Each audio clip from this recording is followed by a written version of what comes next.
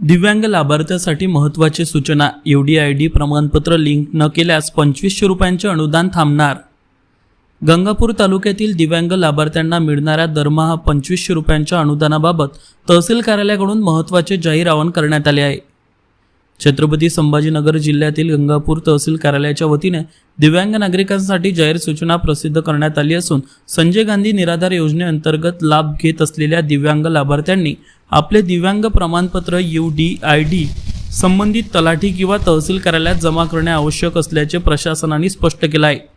तहसीलदार कार्यालयाकडून देण्यात आलेल्या माहितीनुसार गंगापूर तालुक्यातील जे नागरिक दिव्यांग असून संजय गांधी निराधार योजनेचा लाभ घेत आहेत त्यांनी आपली UDID प्रमाणपत्र येत्या 18 मार्च 2026 पर्यंत संबंधित तलाठी कार्यालय किंवा तहसील कार्यालयात सादर करावे।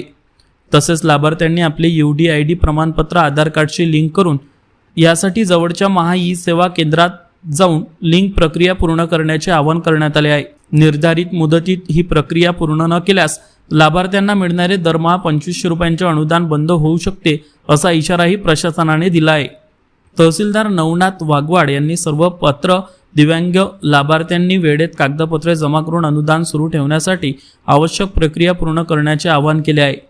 यावेळी माननीय तहसीलदार साहेब श्री नवनाथ वाघवाड, श्री सचिन वाघमारे नायब तहसीलदार, श्री सुधाकर मोरे नायब तहसीलदार, संजय गांधी योजना व श्री बागेश MA महसूल सहाय्यक, अमोल बाबूराव, दीपक हरिराम बडे, संजीवनी दीपक सदावर्ते, प्रहार दिव्यांग क्रांती संघटना रांजणगाव प्रहार जिल्हा उपाध्यक्ष सुनील देशमुख, कविता आदर्श दामोदर महिला तालुका अध्यक्ष बाळू थोरात, शिवाजी तुपे, सतीश राठोड सर्व प्रकारचे दिव्यांग बांधव यावेळी उपस्थित होते। प्रहार न्यूज, छत्रपती संभाजीनगर। कार्यक्रमाची रूपरेषा आखण्यात आलेली आहे। शासनाने जिवंत सातबारा मोहीम मागे महसूल दिनाच्या वेळी जाहीर केलेली होती। तर त्या जिवंत सातबारा मोहिमेचा शासन निर्णय झाला आणि आपण मोहीम स्वरूपामध्ये काम ऑगस्ट महिन्यामध्ये केलेलं होतं, परंतु ती प्रक्रिया सातत्याने चालू राहणार आहे। जिवंत सातबारा म्हणजे काय की एखाद्या खातेदार शेतकऱ्याचा मृत्यू झाला तर त्यांच्या वारसाची नावे सातबाऱ्यावर लागली पाहिजे।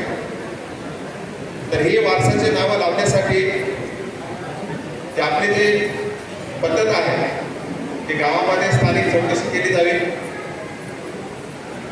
मैताचं मृत्यू प्रमाणपत्र, वारसांची नावे हे नोंदवण्यासाठी ग्रामवंशज अधिकारी, तलाठ्यांचं नाव बदललेलं आहे तर त्यांचं नाव ग्रामवंशज अधिकारी झालेलं आहे, तर त्यांच्याकडे आपण अर्ज करायचा आहे आणि मंडळ अधिकारी ते नोंद मंजूर करतील। म्हणजे